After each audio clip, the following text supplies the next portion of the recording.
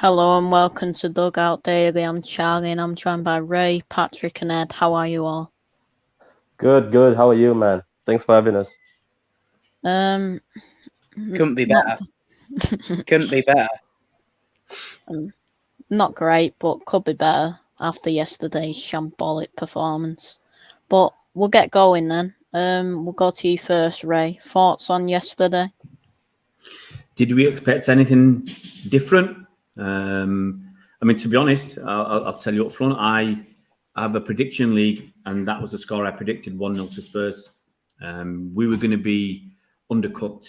It happened last season. Last season with COVID and the late finish of the Champions League. This season, we had three players. Was it at least three players playing in that? The Euros final. 4 if you include Jack Grealish, he was there. 5 if you include Harry Kane when he signs. So we, a lot of our players, they're not fit, and we've had Gabriel Jesus and Edison down in with Brazil. A lot of our players they've had very little rest. KDB's has been injured. Pep's kind of said he wasn't going to be playing for a few weeks. Same with Foden. We chucked out half a team, half fit. And if we're honest, probably half the players wouldn't get into our first team. So with throwing all that together, I wasn't expecting miracles. Disappointed with the performance again. Disappointed with some of the way some of them played. Disappointed with missing chances. You can't keep missing chances and expect to win games of football. And it gives Spurs their due. They hung in there. That's what you got to do. That first 15 minutes, City looked like we were going to be cooking. But Spurs hung in there and then grew into the game, took their chance when it came. They had a couple of chances. They should have beat us 2-0, to be honest. And it is what it is. We just have to, as they say, dust ourselves down, get back on that horse and, give Norwich a thumping next week. Yeah, we'll go to you, Ed, now, as a Tottenham fan. Thoughts on the performance yesterday by Spurs?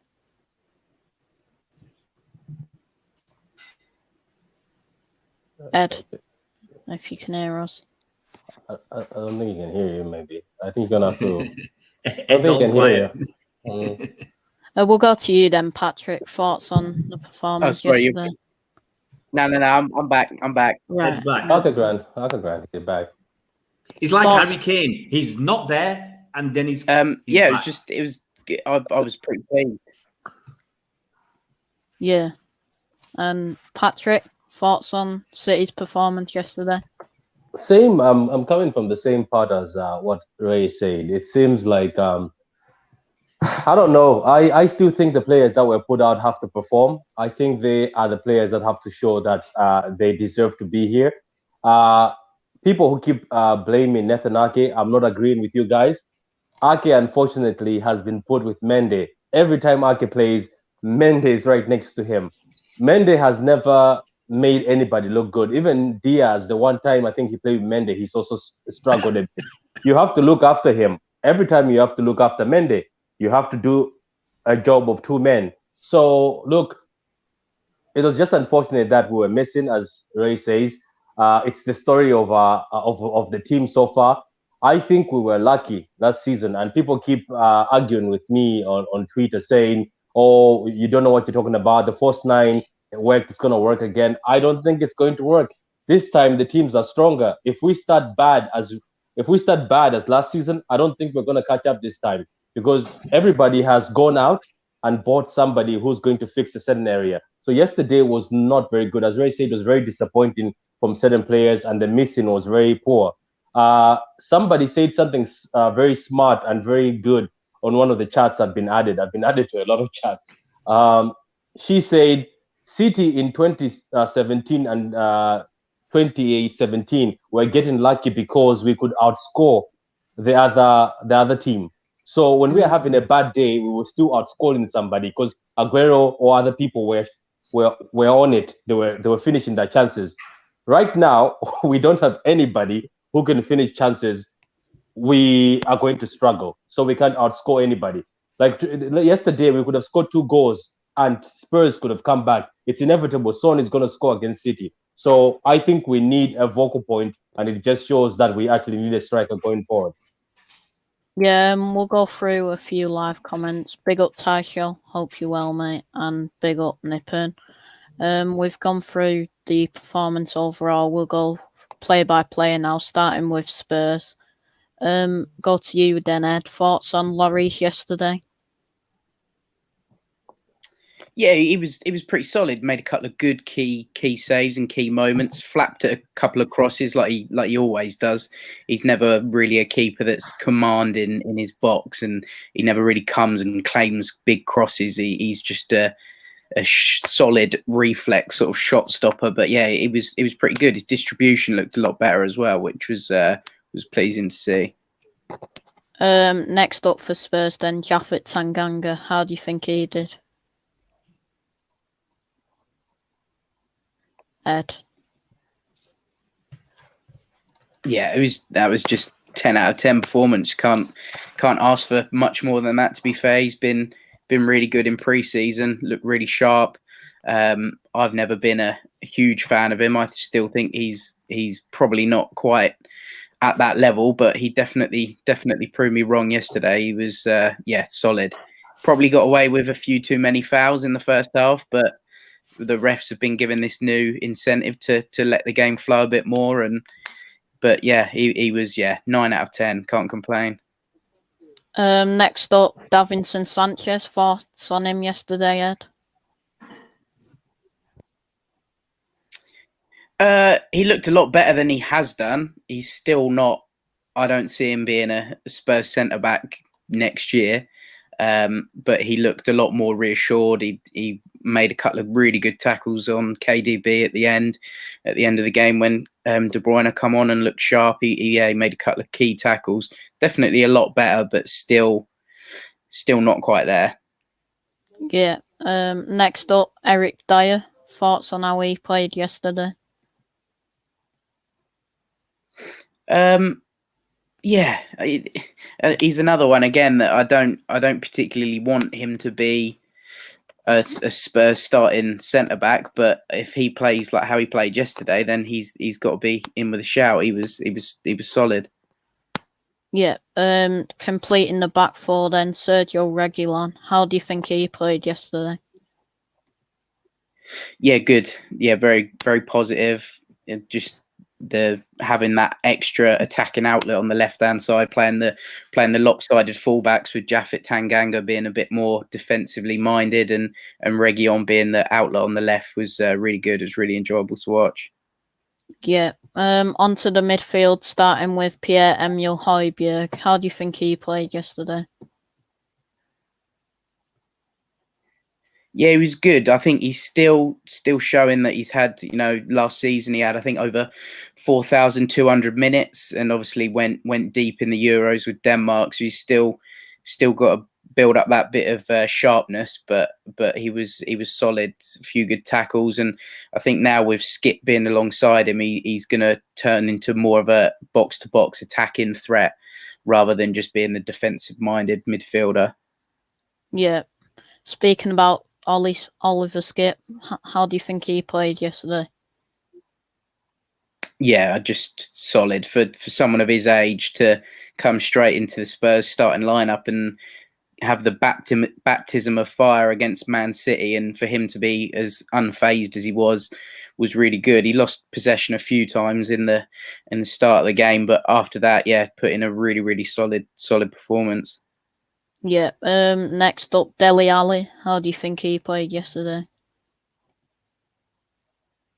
Yeah, a lot of people were sort of raving about Ali's performance. It was good, but I don't think it was much more than good. He pressed high. He put in the hard yards. I think he ran the most distance out of anyone on the pitch.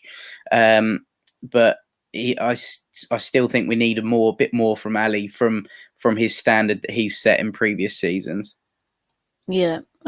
Next up, Lucas Moura. How do you think he played yesterday? Yeah, it was fantastic, absolutely phenomenal.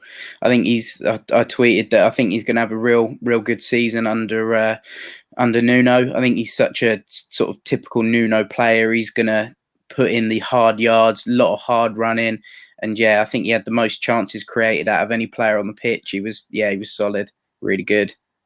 Yeah, next up, the goal scorer, Heung-min Son. How do you think he played yesterday? Yeah, our new talisman, I think. Heung-min Son, just signed his new contract. Our new head of the club. Just I struggle to find another player who is as 2-footed as him in the Premier League. I think he's just phenomenal, just a talent. Yeah. Last of the starters and then the 3 substitutes. Stephen Bergwijn, how do you think he played yesterday? Yeah, again, it was a good performance all round. He's just obviously he missed that chance, but I still think he's lacking a bit on confidence. He's never really managed to get a good run of form in the team and sort of cement his place into that lineup. But it was a good performance. Yeah, and then the substitutes, starting with Christian Romero, only came on for the last couple of minutes. He didn't have much to do, really, did he? No, not really. It's just nice to see a new signing, a sort of quite marquee signing, and a signing that we needed. Really, that was our target of this window, is to sign 1, if not 2 centre backs, and to get a player of his caliber is really good. Yeah. Next up, Matt Doherty. How do you think he played yesterday?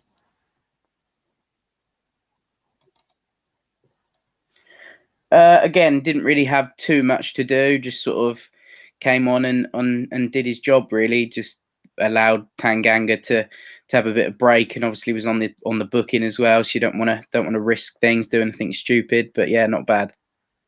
Yeah, and then lastly for Tottenham, Giovanni Lo Celso. How do you think he did yesterday?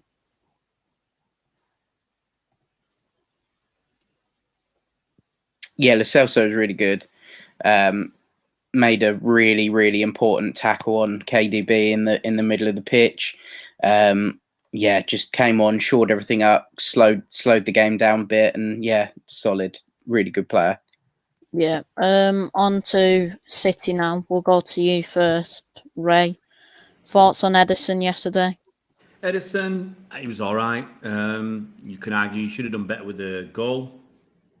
He should have been. He should have been diving. I mean, that's one thing. Excuse me. One thing about Edison that kind of frustrates me is so many shots that you think, well, why didn't he dive? Why didn't he try and save that? And he just let it roll in. I mean, he's got to do something. You can't just say root it to the spot because, well, you saw it, root it to the spot, and now it happens. If Diaz gets a touch on that, it goes in one corner. If Diaz doesn't get a touch on that, it goes in the other corner. And Edison did nothing. So you either anticipate him getting a touch, you go one way, or you go what you should be doing is going where the ball is going. Edison should have at least been diving. So that's disappointing. But I'm trying to think. I don't think I can't remember any other mistakes or much that he had to do. No. Patrick, thoughts on Edison yesterday? I don't know, not much to be honest with you. I think what Ray has said is something you have to do as a keeper, because when you've seen when keepers dive and the defender touches the ball, it goes the other side. You see, at least he anticipated going the direction where the ball is going. But Edison just stood there. I think maybe he had confidence in Diaz that Diaz is going to block it, but nothing much. It's the same old Edison. Good distribution, few saves, but I didn't see any major saves yesterday. But he did what he have to do. It's just that, as Ray said, you see that Son is hitting the ball that side. I'm pretty sure he could have at least dived that side, regardless Diaz being there. But anyway, it is what it is. None of us are keepers, so we wouldn't know. But I agree with what Ray said. Yeah. Next up, then back to you, Ray. João Cancelo. How do you think he did yesterday? He did all right. He didn't have a lot to do, I don't think. I'm just trying to, he could have done better going forwards. Last season at times he played really, really well, really sparklingly well. Got assists, got in the box. He had a chance to score in the box, didn't he? He dragged a shot wide. If you're going to play as an attacking fullback, then you'd like to think he could hit the target. So I don't think he created enough. I don't think he had a lot of work to do defensively. But that one missed opportunity, is a black mark. You can't keep missing chances. Yeah. Patrick, thoughts on João Cancelo yesterday? Yeah, he did his job as a right back. He had few good tackles in there, but I understand why even Ray is saying, "Oh, he didn't do much." Is because we all know which side was being attacked the most by Spurs. So Cancelo had a sort of a day off on most of the times, but when he was called upon, he did his job. I remember he had a tackle on one of the guys. What was that? Was it what's his name again? Was it Dele Alli? I think. No, it was Dele Alli, wasn't it? Yeah, I think it was Dele Alli. He brought him down, but he got the tackle very well. And let's just say everybody who went to Cancelo's side, he didn't get through. I didn't see any cross coming from Cancelo's right-hand side into the box. So he had a good game, but as Ray says, he's mostly known for a creative player, and he missed an easy chance. I think that was one of the easiest chances that we missed was from Cancelo. Yeah, back to you again, Ray. Ruben Diaz, thoughts on his performance yesterday? We didn't help my fantasy football team. That's what bad start for him. He should have done better. I think he had a couple of opportunities to do better. The one where he, for the goal, sorry, you've got to do better than that. He should have either come out to block Son, to be on the inside of Ake in case Son did that. He didn't. And as people said, he just kind of was like a statue. And then when the shot came in, I don't know what that was, whether he's trying to get his arms out of the way. But, he ended up doing nothing there. So that's a bit disappointing. I can't remember. There was another one where I thought he should have done better. Was that the one where he passed it to Bergwijn by, obviously inadvertently, but there were times when we were all over the shop at the back in the second half when Spurs were, pouring through us, and you would have expected him as being the senior player. You've got Cancelo on one side, Ake and Mendy. Diaz, even though he's only been here one season, he's a senior player. Him and Fernandinho should have been pulling that defense together. And for all people say about what Diaz did to John Stones and pulled him through, maybe people will look at it and say, actually, maybe it was John Stones who was the business last season, and maybe he made Diaz look better than he actually is. Yeah. Patrick, thoughts on Ruben Diaz yesterday? I'm just waiting for Stones to come back or Laporte to play next to Diaz, just to see, because even we were saying this. I think I said it on one of the times we spoke. You noticed that last season, right? Diaz. I'm not trying to say anything bad about him. He was excellent, but did you notice the last games after we won the league? He gave away the penalty to Brighton. I think so. It was him, and the last games he wasn't very good. Just the last games, just after we won. The other games in the Champions League before we got to the final, he was great. But before we played the final, the games before, he wasn't playing very good. He was giving away unnecessary fouls. People were going past him. So I don't know if it was the hype got to him, or as Ray says, was it actually John Stones who's turned 27? When you turn 27 as a player, especially defenders, you either become good or you continue being shit. Sorry for the language there, but you either become good. Yeah, you either become good or you continue being bad. So some players, when they reach 27 as defenders, they become very good, and that's it. Something just switches on. Even Ferdinand said some players get to 27 as a defender, and you just switch on and you just become top class. So was it actually Stones maybe was helping him? We'll see anyway. The good thing about Pep is this: if he sees any issues with Diaz, we know that on the bench we have Laporte. So Laporte will be put in right away and Diaz will be dropped. but I'm waiting for games because somebody was arguing with me, and I told him that, did you notice the last games last season? He was all good. Then the last games, after all the hype, things just went down a bit. He gave away the pen, few mistakes. So let's see. But as I said, if you continue making mistakes at City, there is Laporte waiting for you to make those mistakes. Yeah, to come and take your place. So anyway, we'll see how it goes. Maybe it's just the beginning of the season, but he didn't have a good Euros too. Let's not forget that. Yeah. Yeah. His centre back partner then. Back to you, Ray. Nathan Ake. Thoughts on him yesterday? Nathan Ake. Well, I've got to be careful because Patrick is one of his biggest fans. Him and Ben Mendy. Yeah, Patrick's always been behind them. I said last season I was worried about Ake, and he's not done anything this season to dispel those worries. My concerns are he hasn't got composure. In this in Bournemouth, he looked he looked pretty cool and calm. He was the best defender there. City, he's the worst defender. If you exclude Ben Mendy, because Ben Mendy doesn't count as a defender.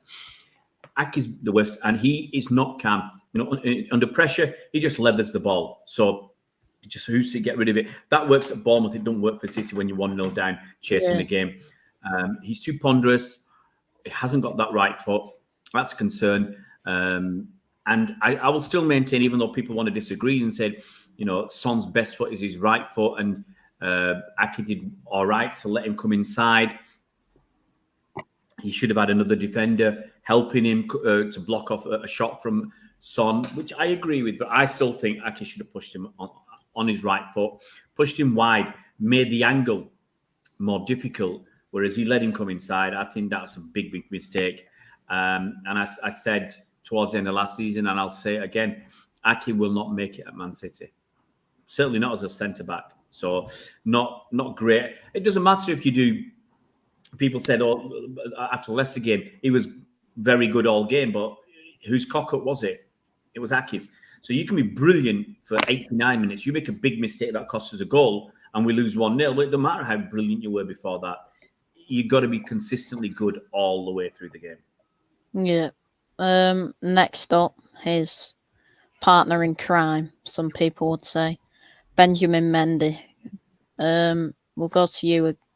Actually, I've not asked Patrick about Nathan Ake. Sorry about that. Thoughts on Nathan Ake, Patrick? I don't know. I still think there's a good defender in there, but I think he's also a victim of circumstance. I feel bad for him because every time there's a lineup, he's always in the one of the lineups that's dodgy for City, where you're like, this is not.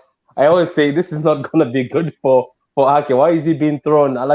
I'm not his fan. I just like him because I think there's a player in there, and there's a reason why we were after him for a while. I think there's a good player in there, but unfortunately, every time there is a moment to put him, he's been put with his best friend, Benjamin Mendy. Yeah, he's not even his partner. I bet Ake sits in that dressing room and say, Pep, why?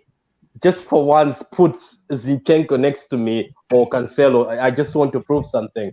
Because being put with Mendy is you doing a 5-man job. So look, I'm still waiting. And do you know what I'm also waiting for? I'm waiting for the moment that Pep notices that Ake can actually play left back.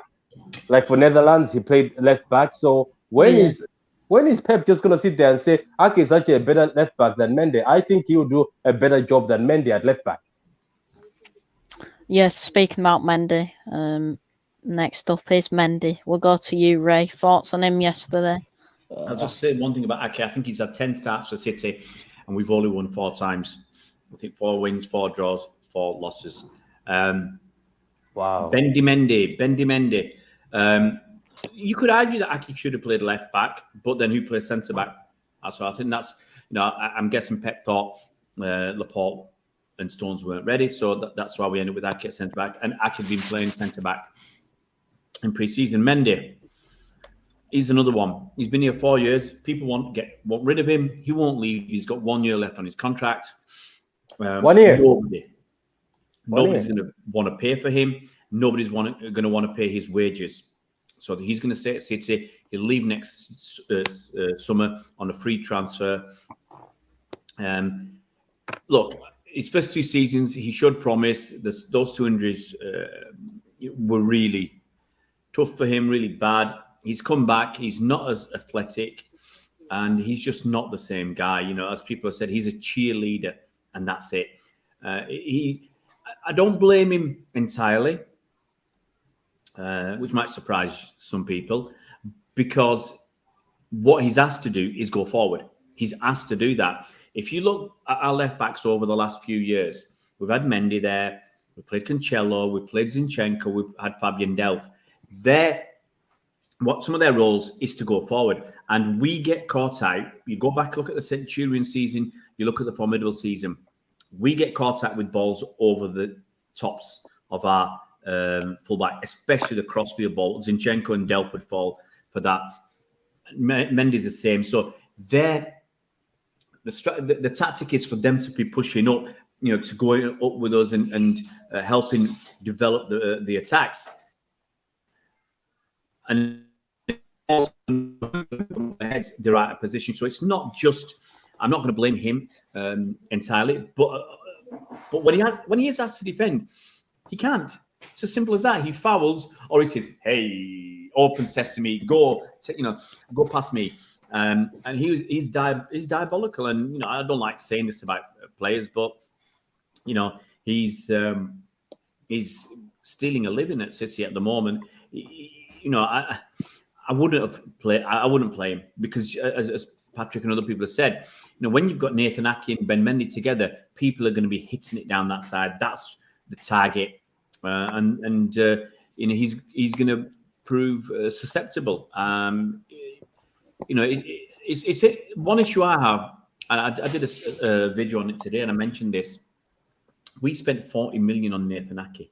40 million on a guy who is 4th choice centre back, and as a left centre back, he's 3rd choice. He's 3rd choice left centre back. We spent 40 million on him. We would have been better off spending 40 million on a top class left back.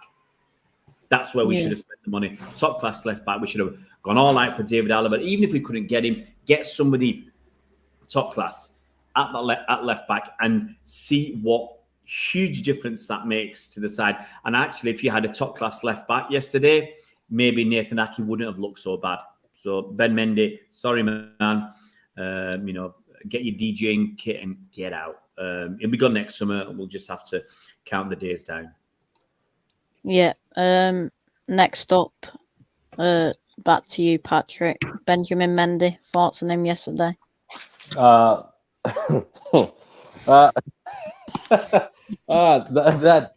guy. No, I was done seasons ago, and I told people, I was like, I think this guy is not going to come back. Look, to be honest with you, what Rhea said is right. Pep would demand you to go in front, right? That's why I think from going forward, if City want a left back, they're gonna have to find somebody like Robertson, somebody like Robertson, or that guy from Tierney from Arsenal, who can run, who can do the creating in front, but can run back. Because you have to be very physically fit, like Walker. Even though Walker can create, we need a left back who is physically fit like Walker or Robertson. Not a Trent. A Trent will put us in trouble again at the left-hand side. But the thing about Mendy is this: it's not even about going in front, right? It's the fact that I don't even blame him for running back. Look, it's hard to run back, it's difficult. It's only a few fullbacks who are very good at doing that, like Alphonso Davies from Bayern. The thing about Mendy is, if you've seen him throughout, is silly mistakes. I'm pretty sure the guy who we have here as a Spurs fan, he was laughing yesterday with us. I was also laughing. It was schoolboy mistakes that you used to make when you were at school, and your PE teacher used to tell you, "Oh, you don't hold on to the ball for so long. Give it to somebody." Mendy was trying to do turns yesterday. I don't know who gassed him yesterday and told him that you can do skills. I don't know if he was playing FIFA before he came onto the pitch. He was trying to do a turn, he failed. That's the same turn he also failed during preseason when we were playing Barnsley. He failed with the same turn. He tried it against a speedy a speedy Spurs. And somebody like Hoiberg watching that, I'm pretty sure he was so happy. He's like, I'm going to press him. Everybody was pressing Mendy. Did you notice that? They were not pressing Cancelo. They didn't press Diaz. They didn't press Ake. When the ball goes to Mendy, just watch the video. Son, everybody was going that side. Son was going here, ready to counter, and that guy was pressing him. They know it's quite simple. And even Guy Neb was laughing. He's like, Mendy can't defend. He's like, oh, what? Oh my God, this is horrible. He can't defend. Do you know why he looked good during the first time he came here? It's because he had people like Laporte. Because Laporte, whether people at City were pointing fingers at Laporte now saying, oh, he's just a crybaby, he's throwing his toys out of the pram. Let's not forget we were all crying for Laporte. Laporte was the man. Let's not forget people were tagging him, please, please come back, Laporte, when he was injured. Do you know what Laporte was doing? Watch the games. He used to cover for Mendy. When Mendy goes, Laporte used to do the job. He could do the two-man job, cover for Mendy, and then get back into centre back. Now, Ake, I don't think he's able to do that, unfortunately. I think it's too much for him. When the pressure is too much, it is too much for him. But Laporte seems to do it. So look, if Mendy doesn't leave this, if Pep thinks Mendy, there's hope in him, he's gonna cost us games. And it's quite funny that City put out a statement. I don't know if it's true, but the press said they put out a statement and say they don't want that left back from Portugal. What is it? Is it Nunes Nuno or Mendes. Yeah, they said no, we don't want to afford the 40 million. Yes, Ray just said it here. We spent 40 million on Ake. Yeah. So I don't know. Yeah. Adam says I would rather watch paint dry than watch Mendy. Simple as that, really. Mendy is that bad. Next onto the midfield. Back to you, Ray. Ilkay Gundogan. How do you think he played yesterday? Didn't do much for me. Didn't do much in a game against Leicester.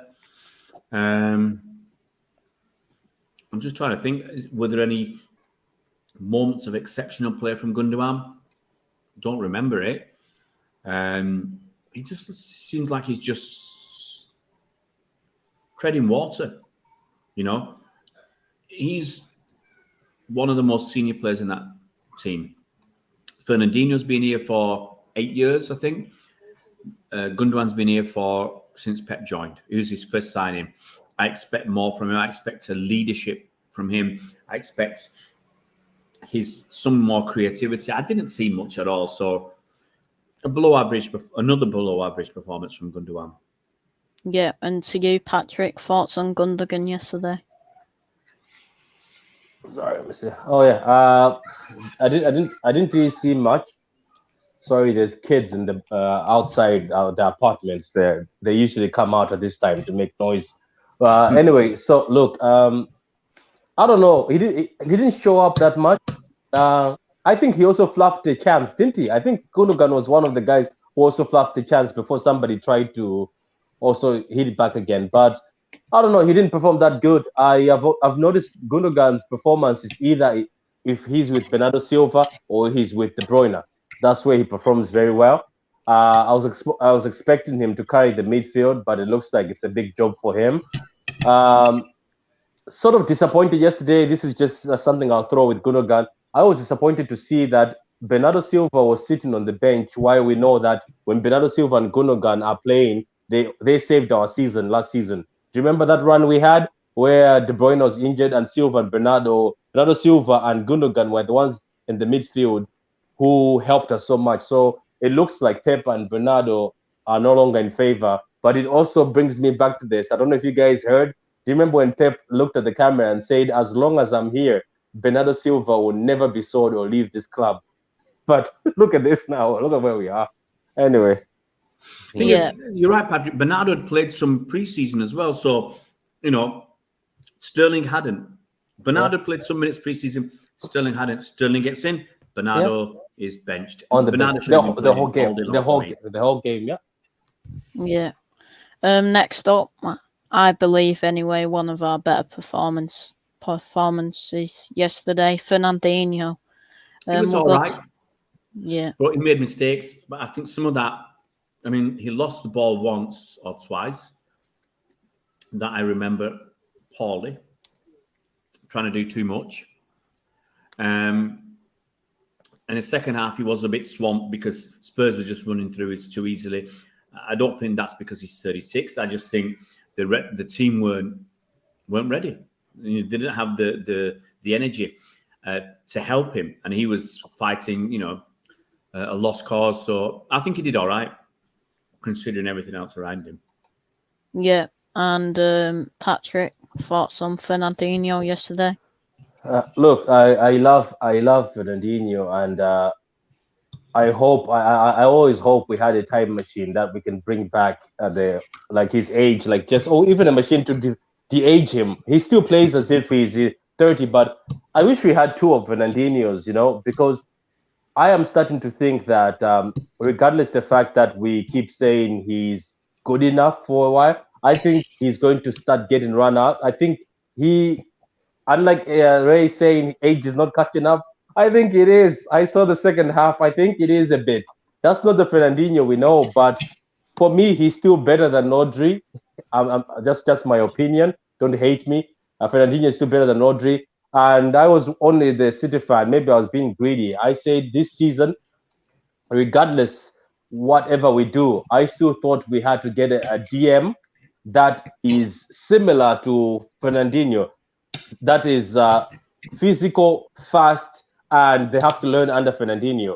I wouldn't mind if Lavia from the academy starts being brought into the team slowly, but I thought we were going to get somebody like Benzema or get Douglas Luiz back so that he is in the team. Because I have a feeling, right? What if, I don't want to jinx it, but what if Fernandinho gets injured? We only have Rodri. I don't see us doing very well against speedy teams. No offense to Rodri. I think he's got his own attributes, but I don't think he's as fast and physically strong like You're right, Patrick. I don't think Fernandinho was helped by who else was in the midfield with Gundogan and Jack Grealish was supposed to be there. So, there's not much defensive capabilities, I don't think, with Gundogan and pace and Jack Grealish. And so that leaves Fernandinho just a little bit more exposed. Yeah, but just on that also, before we move on, I'm not trying to back up Grealish, but I think I'll blame more Gundogan because I saw Grealish, he went back a few times. I don't know if you saw this, and I was impressed. I was like, I've never seen Grealish go back and get the ball away from somebody. He did it a few times, but Gundogan looked like he wasn't bothered to go back yesterday. So you're right about that. Gundogan last week was doing some lousy balls to Edozie.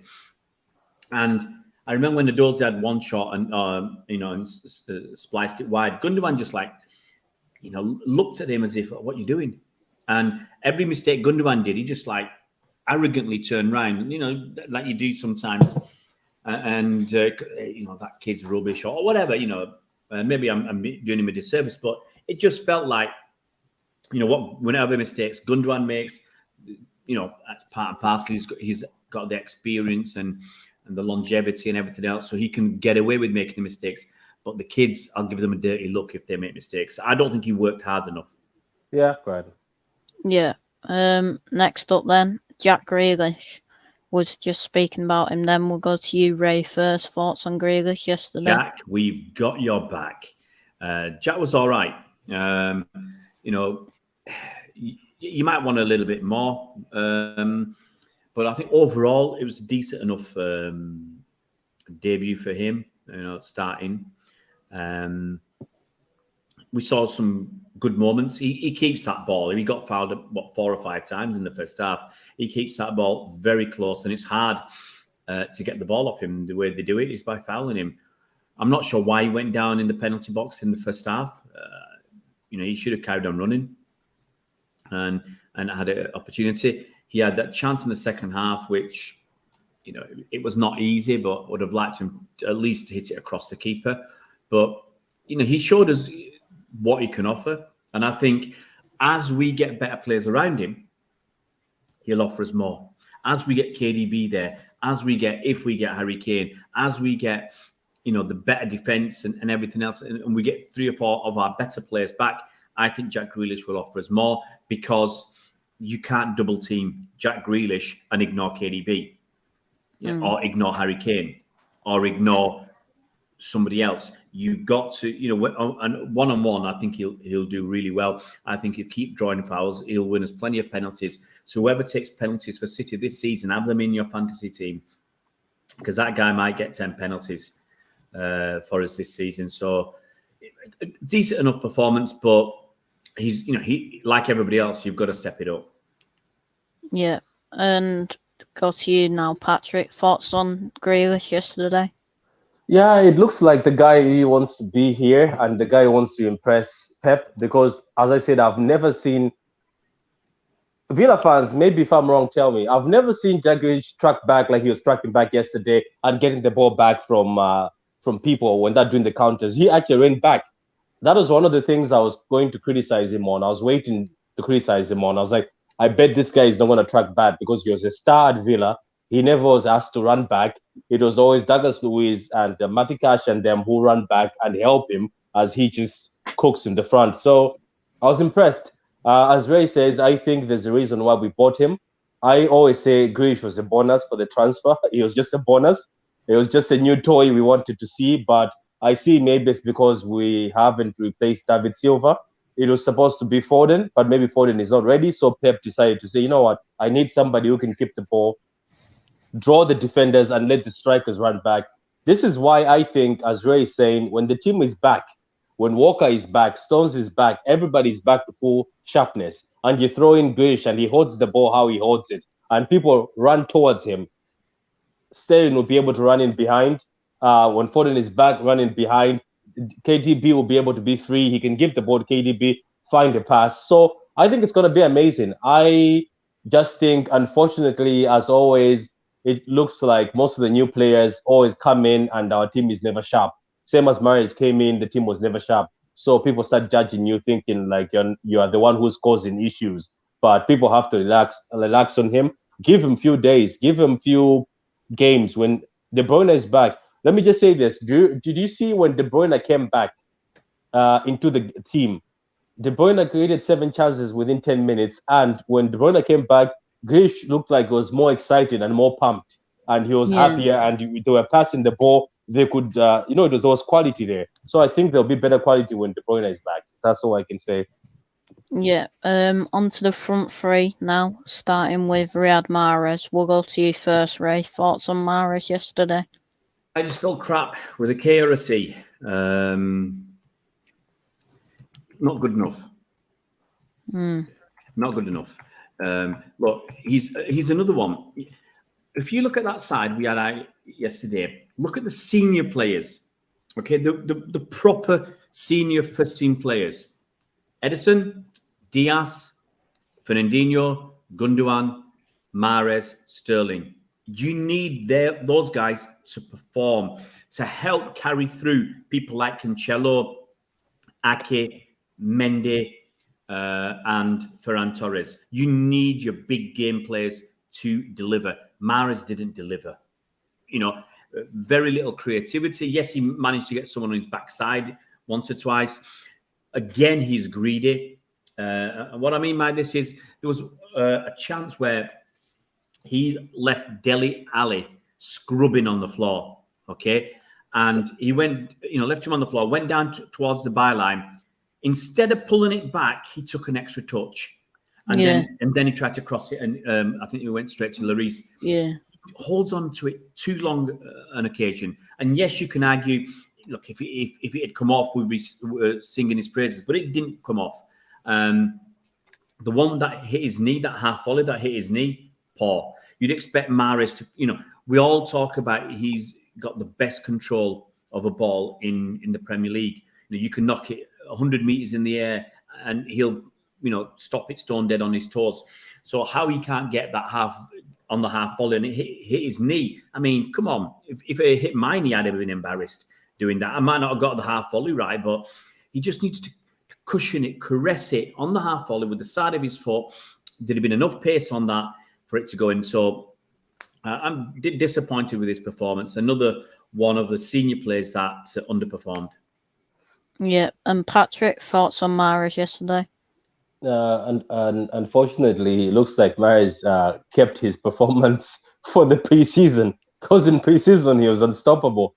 maybe because we were playing championship or lower level football teams. But yesterday there was nothing special. The thing about this City team is I'm pretty sure all these players have to know that there's somebody waiting for an opportunity. This is why I think Ray and myself are surprised that Bernardo Silva was still sitting on the bench as Maris is not doing well, Gundogan is not doing well, and Bernardo Silva was just there sitting on the bench. And I'm pretty sure right now we just have to rubber stamp it. That is either there is the issue Pep had with Sane, or he's a sure goner that somebody is just waiting to pay the money and he's about to go. Or maybe Spurs, you're about to take him in an exchange. We never know because it looks like it's set. It looks like there's no, even Pep did not even look at when looked at the bench, he didn't even look to that side of Laporte and Bernardo. It looks like those players are just left for him. He doesn't care anymore. But unfortunately, Bernardo Silva could have done better. And Bernardo Silva in a game like this one, he has the energy to press and he has the energy to hold the ball and release the ball at the right time. I think this was crying out for a player like Bernardo Silva because Mares, his tricks were not working. He actually found a fallback who was fast enough and good enough to dance with him. So it was a disappointing performance from him. Nothing special. Let's see what he does in the next game. Yeah. Next up, back to you again, Ray. Ferran Torres. Thoughts on his performance yesterday? He didn't do a lot, but I don't think he had much to work with. Disappointing because disappointing last week, disappointing this week. He had that one really good chance which he should have scored. Oh yeah, he should have opened his foot. Ball come in. I can't remember who put it in. Was it Cancelo or Mahrez? Whoever. All he had to do was open his foot and get just a reasonable touch. We've seen actually, I think Aguero score like that against Lloris. It's just a feint to touches and put it in that far corner. Lloris wouldn't have got there and we'd have got that equaliser. But this is it. You've got to take your chances. We didn't. He didn't. And, maybe next week it'll be Gabriel Jesus up front or Harry Kane up front or, Edozie up front. This is the thing with City. You don't take your chances. There's a couple more players waiting. So Ferran's had two good opportunities against Leicester and against Spurs, and he's not delivered. And I can just see him falling back. And the worry is for him is that he might start losing confidence.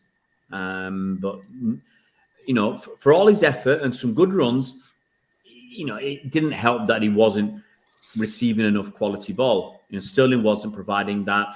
Gundogan wasn't providing that. Grealish and Mahrez weren't providing that. What do you want Ferran Torres to do? Yeah. We'll go to you then, Patrick. Thoughts on Torres yesterday? I believe Ferran Torres could have been if he came during that moment when the moment where City used to miss a lot of chances, where they used to put chances on the table. That's when Aguero was injured and they were being missed. I think if Torres was the striker at that time, those chances could have gone in. Those were easy chances going. But look, if you look at it, right, have you noticed that Ferran Torres has scored more last season in the Champions League? He looks like he's a Champions League player. Even when he was playing for Valencia, he was causing issues in the Champions League. The Premier League is a different ball game. I think he still needs time. That's the thing with what's happening at City. We don't have time. I say the other teams have strengthened. I know some City fans keep telling me, oh, stop crying. We'll be back. I was like, we will. But I think this time other teams have strengthened. So let's be careful. What I can say is this. Ferran Torres did not have any chance, as Ray says. He had that chance, opportunity to just do a tap in. He failed, but you can't blame the kid. He's not naturally a striker. He is learning how to be a striker, but he's not a natural striker. Charlie, this brings me back to this question I've been asking. Why did Pep and City announce that Liam Delap is going to be part of the first team last season? And it was even the time when the Harry Kane rumors were there. They still had that statement that he's going to be part of the senior team, him and Palmer. Where is Liam Delap? Does anybody know where he is? Is he at Stoke yet? I saw an interview too last week. They were asking him about Kane and Grealish, and he said, "Oh, to have Grealish and De Bruyne in your team would be a dream for a striker. It was a video. I saw it on Sky too. He looked like he was at the pitch and there were like City signs at the back. So is he still around the team? What is happening? Because to No, be honest, yeah, me too. I don't know. If let's just be honest, the first chance Liam Delap had in the senior team, he put it away. And the way he scored that goal, not many of our guys can score like that. You know what I mean? So I don't know where Liam Delap is. I don't know where we're going with all this striker thing. I kind of promise you guys, you can clock this if you want. This first nine thing is not going to work this season because it's not. We need to finish. We need a clinical striker. So that's all I can say. yeah. The last of the starters, and then we got the substitutes. Raheem Sterling. We'll go to you, Ray. Thoughts on his performance yesterday? What did it say about Mahrez? Did he spell crap with a K or a T? Not good enough. Is another one. What's true? He's not good enough. He's a senior player. He's been at City since what, 2015? Yeah. Senior player. Okay, and his way of trying to take defenders on is just knock it past them and run. Sorry, is that all Sterling's got? Is he relying just on his play?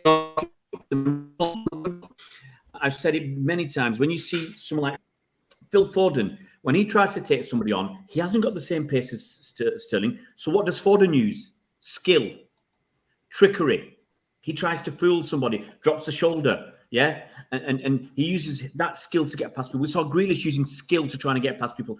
None of them have got the same pace as Sterling, but they've got a better skill set to try and get past somebody. If Sterling had half their skill at dribbling or trying to take people on, he would be unbelievable. But he's got zero.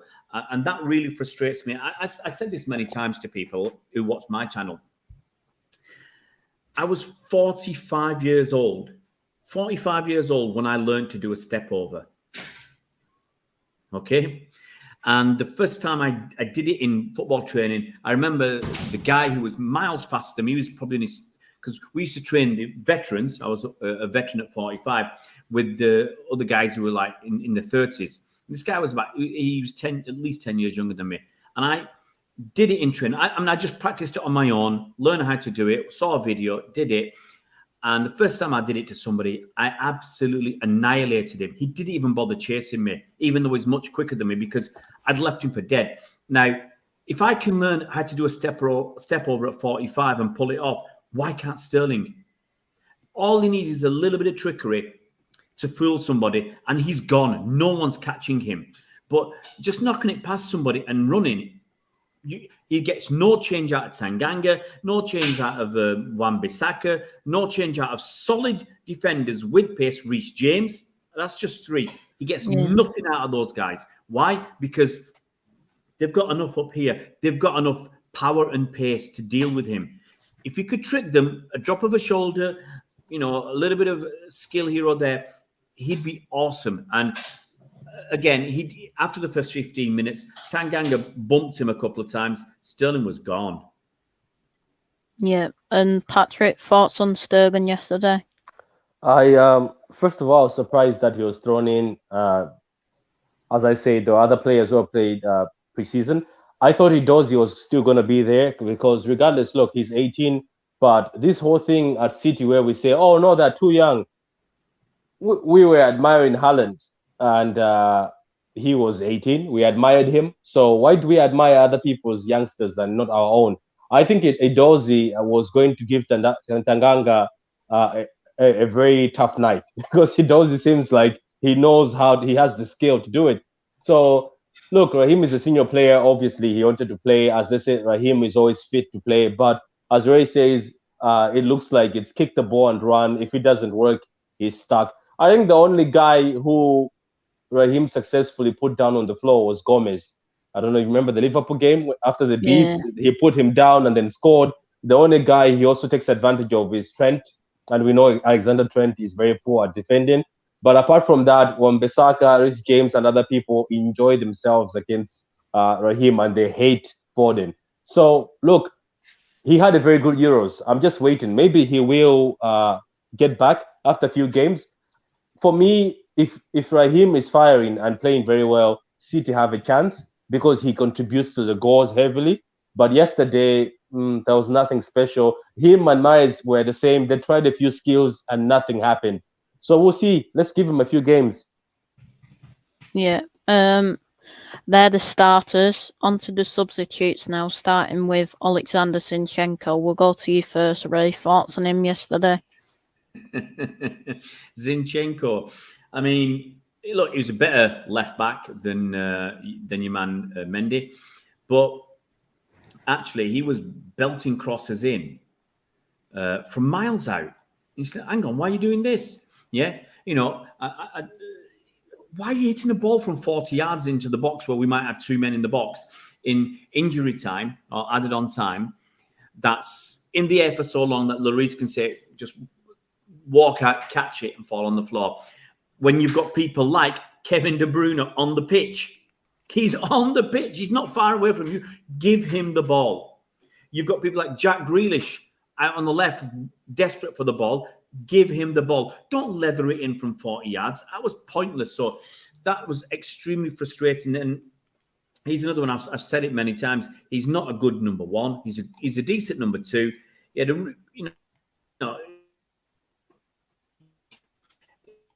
compared to Ben Mendy, he's a world beater, but that's not saying much. I mean, I think Patrick's a world beater compared to Ben Mendy. Zinchenko, no, wasting crosses. So not great for me. Yeah. You just mentioned him there, Kevin De Bruyne. Sorry. Well, I forgot to ask again to you, Patrick, about Zinchenko. Go ahead, mate. How do you think he did yesterday? Apart from what Ray is saying, Alexander Zinchenko, by just walking into the pitch, he had a better performance than Mendes. By just walking into the pitch, look, I see why Pep likes him, and I see why he's still in the club. I think this guy is just a good footballer. He's a very good footballer, and I think he's also a better defender than Mendes. He did very well when he came on. Somehow, when Zinchenko comes on after Mendes, your heart comes down and everything is fine. And Spurs stop attacking down Zinchenko, they say attacking down the middle. So unfortunately, it was too late, too little, too late. But he was okay. He did his job. It's the same Zinchenko. He brings a better build-up than everybody. He's very good at retaining the ball. The good thing about him is he never makes mistakes, like passing the ball. He never gives away the ball that easily. So he was okay. Hopefully he plays next time with Norwich. Yeah. We was talking about in them. Kevin De Bruyne, we'll go to you first, Ray. Thoughts on his performance yesterday? Considering the guy's injured, he's not trained, a full training session. Surprised he was chucked on, and Bernardo Silva was still left on. Bernardo Silva still left on the bench. Yeah, he was. Yeah, the whole game. Yeah. So you're chucking on an injured KDB who needs a little bit more time to get cooking, and we look different. We look better straight away. You put some good testing crosses in, and he just looked better. He looked like he wants to, run with the ball. Some good passing. We just looked a better unit.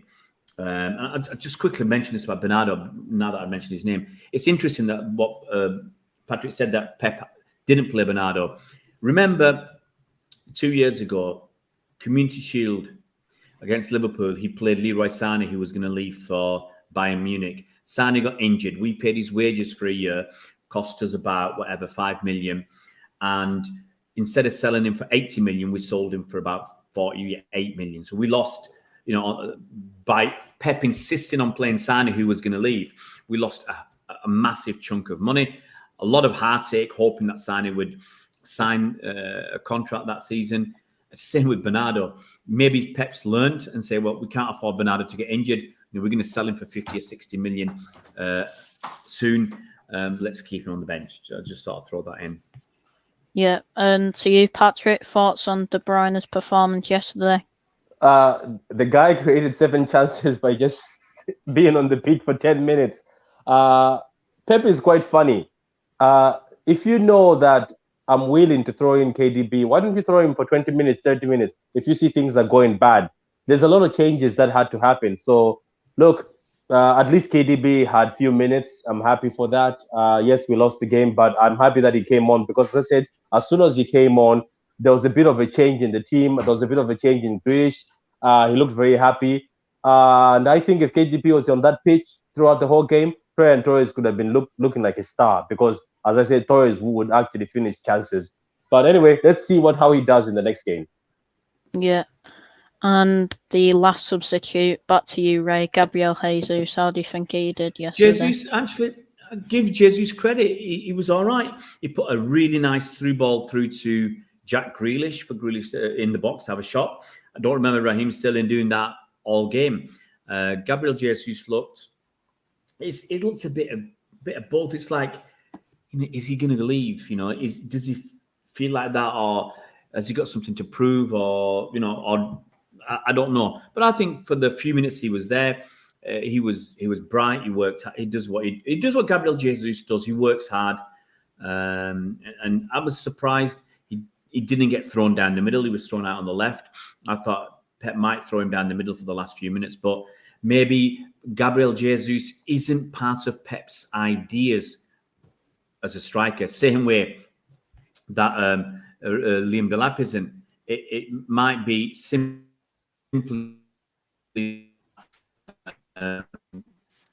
Harry Kane is Pep's idea of the striker, and that's why Pep isn't going to use other people like waste them like Gabriel Jesus, who either might be leaving or might be moved out onto the left.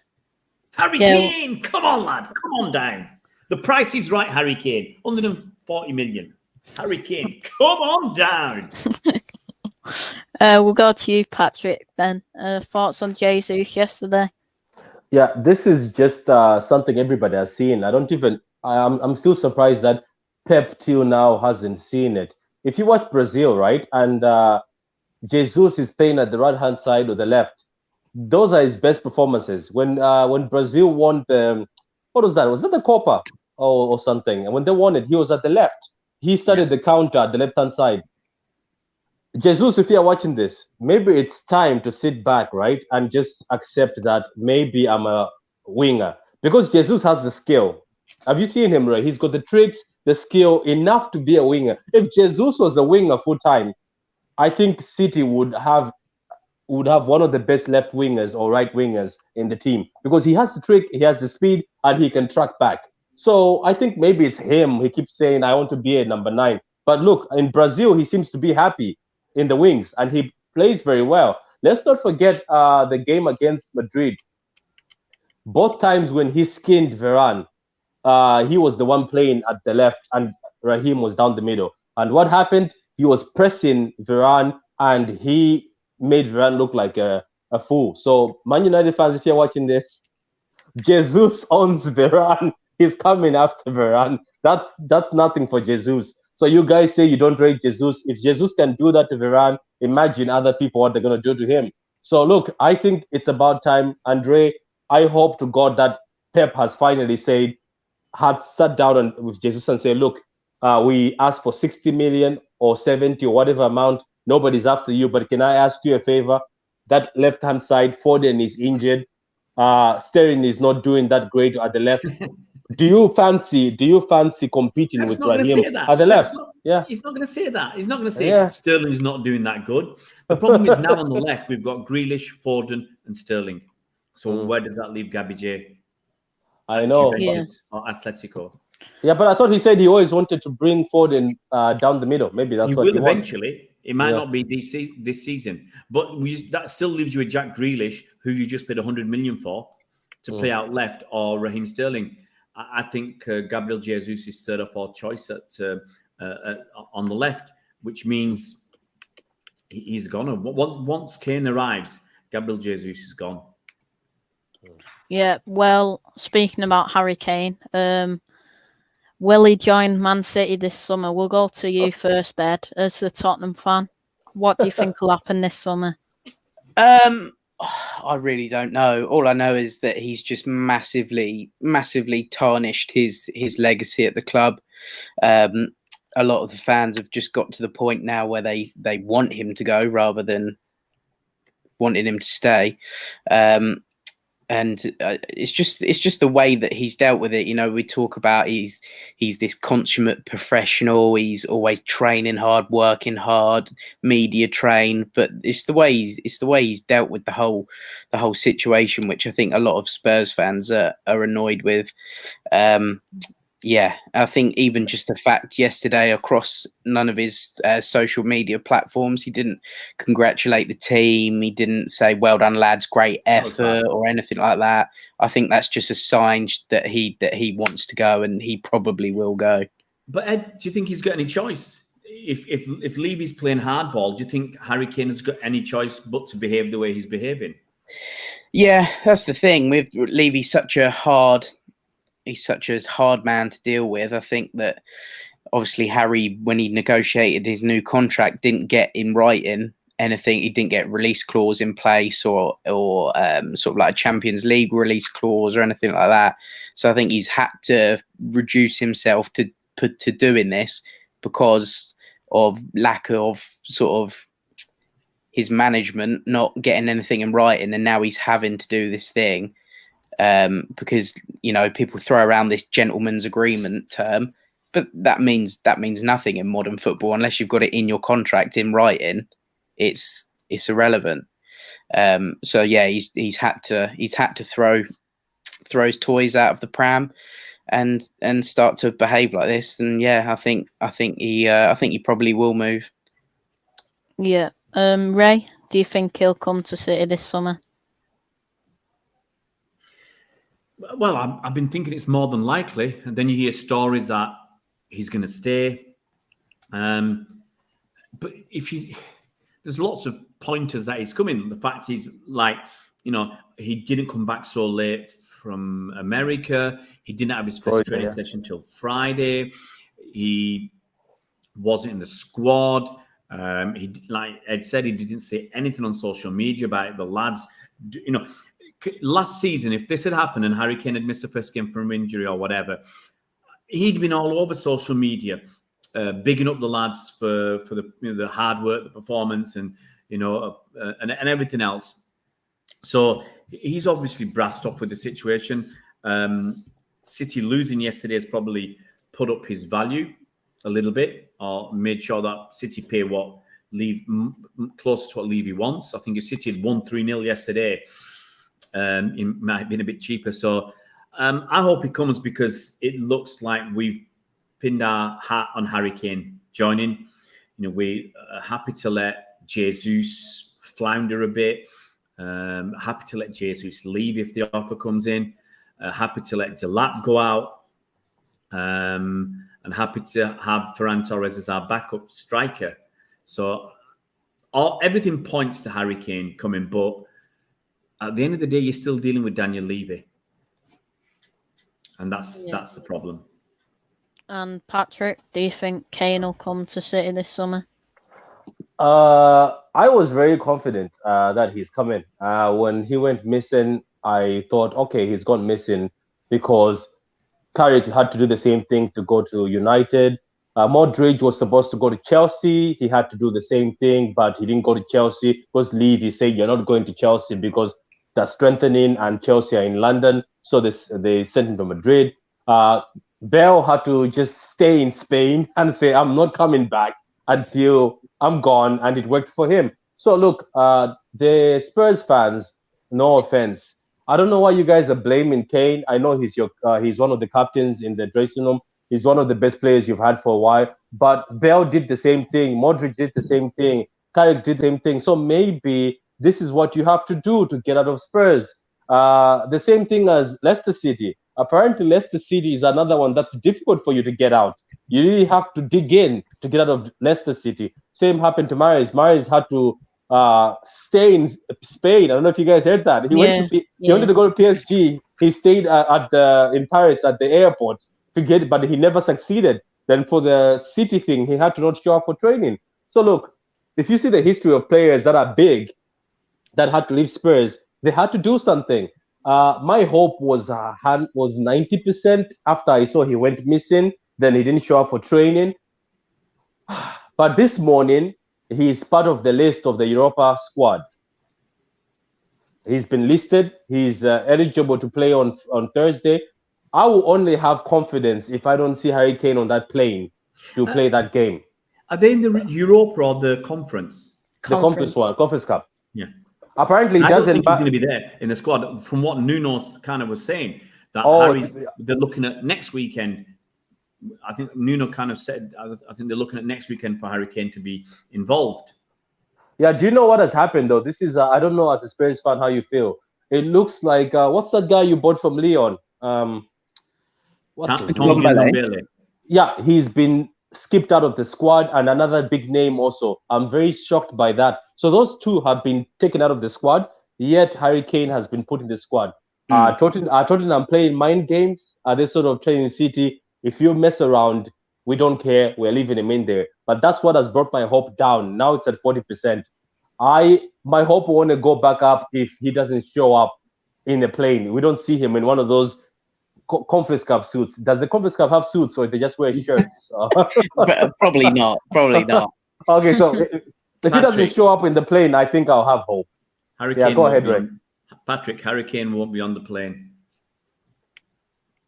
Are you 100% there, Ray? I'm 100%. I won't be on this channel again for at least a week, so I'm 100% Patrick.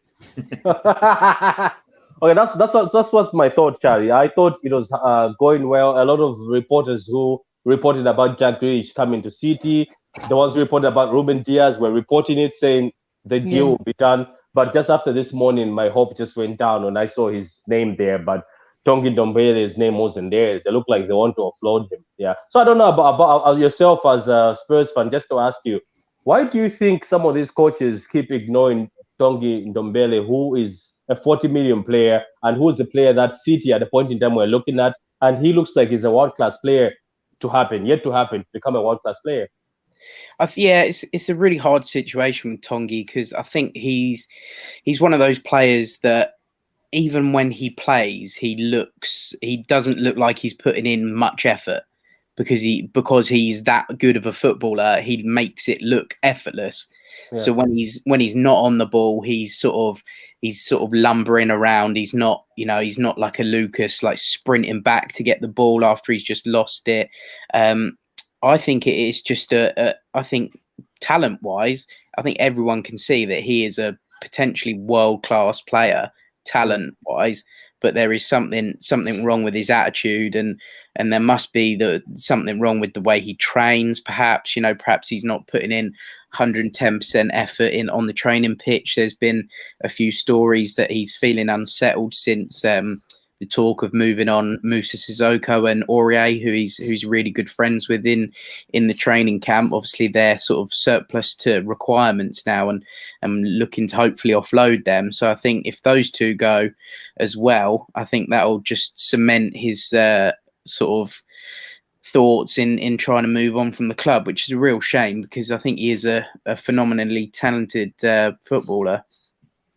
I think City did put a bid in. Sorry, guys. City did put a bid in for Tongi Ndombele when he was at Lyon, but I think he'd only been there one season, and Lyon wanted him to stay a bit longer, another season, because they knew his value was just going to go up. I can't remember now what City bid, but my mate, who's a scout who lives in Lyon, he told me about this a few years ago in an interview, which now no longer appears on the internet. Once he got a job as a scout, you had to take all his stuff down from the internet. So I had to take all the interviews I did with him down to protect him for obviously giving out knowledge there. But no, City really were interested, and they put that bid in. And as I said, Lyon kept him because they knew he was going to go up in value, and they didn't need to cash in. And then they waited a season, and they got 40 million instead of what. 70, I think it was 70. Wasn't it 70 that time? I think it was 60 million pounds. Yeah, 70 euro. Yeah. So, unless we got anything else to say, we'll probably wrap it up there. Anything else to say? Anyone? I hope Kane comes. I hope Kane comes. Yeah. I tell you what, if we sign Harry Kane, I'll go to the next City game with a cane. With a walking cane.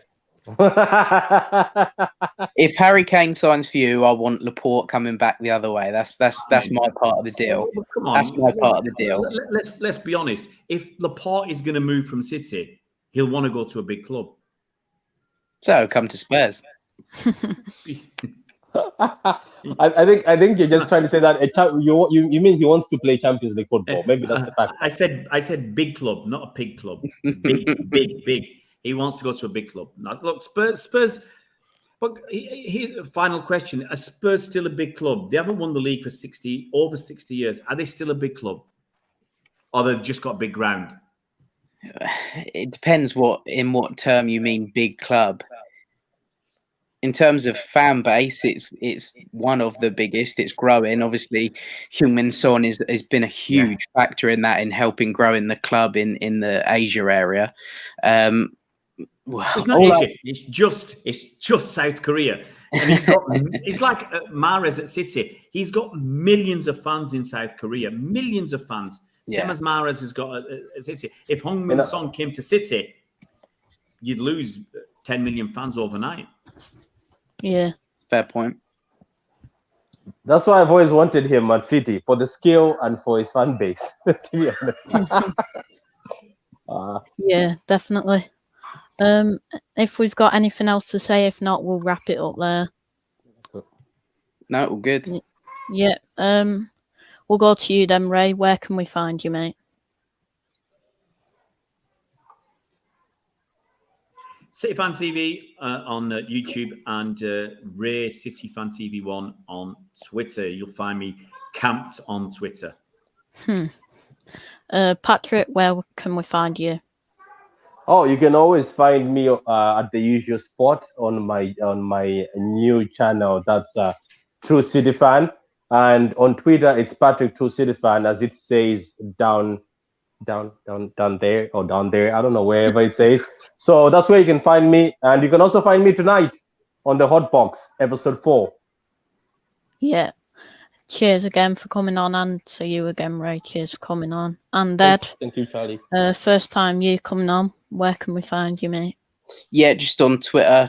Name down the bottom there, X_Coys. Obviously, predominantly Spurs-based tweets, but I tweet a lot about the Championship as well. Love Championship football, so yeah, give me a follow. Yeah, cheers for coming on again.